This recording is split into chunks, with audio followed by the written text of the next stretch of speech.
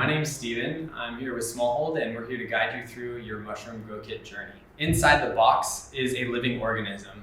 If you don't have time to get to this right away, you should go ahead and put this in your fridge until you're ready to start your grow kit. All right, let's open it up. Inside of the bag here is mostly sawdust, but other agricultural byproducts like cottonseed hull, hay, millet, or other grains are also used. When you receive your block, you might notice that the corner is split. The reason why the corner is split is because the mushrooms actually respirate CO2 and the bag can fill up and burst the box open or burst the bag. All right, sometimes you'll notice when you get your block that there might be a crack or fissure in the block. Not to worry, over time the mycelium will knit the block back together and bring it into one solid piece. So now we're going to get all the air out of the bag and tie it down before we cut it open. You want to make sure that you get all the air out of the bag. Anywhere there's little air pockets or oxygen, the mushroom is going to want to fruit. And that's going to take energy away from the grow site where you're actually trying to grow your mushrooms. So now that your bag is tied off and you have all the air out, this is what it's going to look like. You should set this aside for 3 to 4 days until it's fully myceliated and ready to fruit.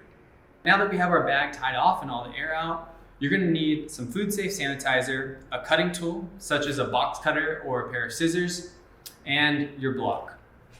We're going to go ahead and flip the block on its side. We're going to sanitize the exterior of our bag. We also want to sanitize our cutting tool. And then we're going to go ahead and make our 2-inch X on the face of the block. So now that we have our block cut, we're going to talk about misting.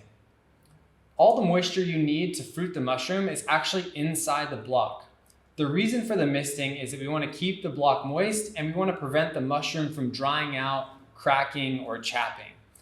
When you mist the bag, you actually don't need to lift the plastic to mist it. You can just mist the exterior of the bag and the water sitting on the bag will actually keep the mushroom at the right humidity level.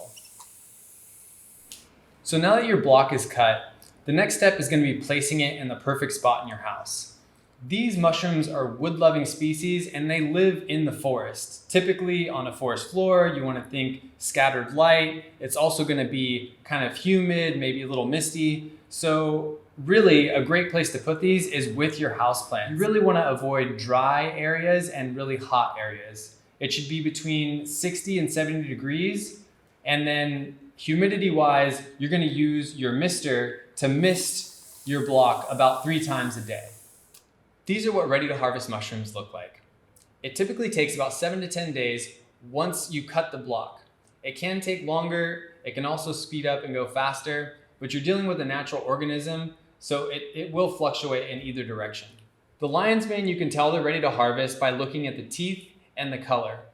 As the lion's mane mature, it'll look less like a velvety smooth texture and develop longer teeth.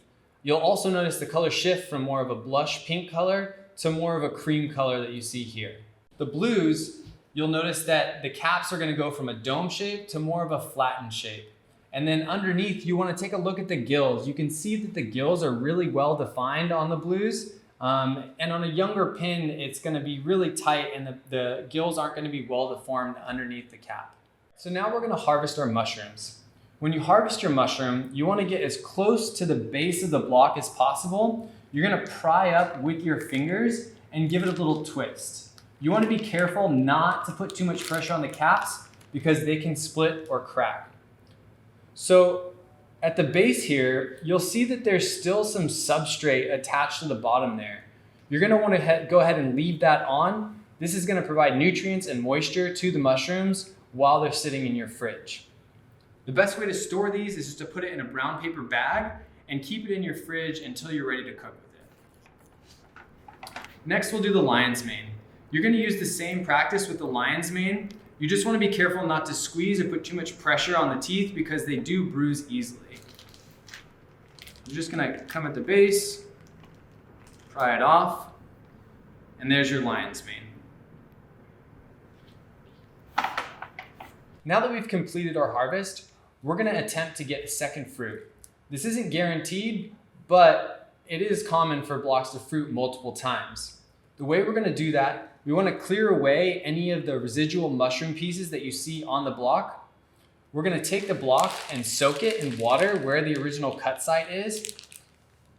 Leave it there for a couple of hours, and then once it's fully rehydrated, you're going to reposition the block in its home and continue to mist it as you were before until the second fruit happens.